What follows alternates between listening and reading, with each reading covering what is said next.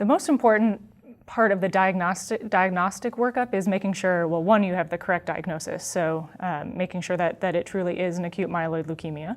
And then once you have that hematopathologic diagnosis, the cytogenetics and molecular features are really critical in determining what the appropriate therapy should be. And so cytogenetics are fairly standard. We've been doing them for over a decade now, classifying patients into favorable risk, intermediate, and unfavorable, and then more and more the molecular annotation is becoming part of our classification system. I think every patient should have molecular testing performed, first of all, at their diagnosis. And that includes the three most standard molecular mutations, FLT3, NPM1, and CBP alpha, as well as P53. Those are part of the initial classification systems and prognostication. But IDH mutations, now that there are targeted therapies available for patients with IDH1 or IDH2 mutated AML, that really needs to be part of the upfront diagnostic analysis of your patient.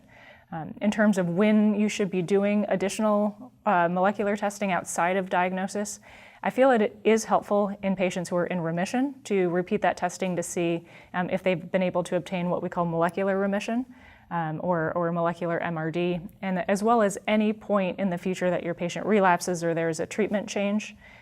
Molecular testing at that point is indicated because it can change. There are different clones that can evolve, and so the relapsed leukemia you're treating isn't always the same as the leukemia that they had at diagnosis. And so you always want to make sure you have informative information to make sure you've got the right treatment for your patient.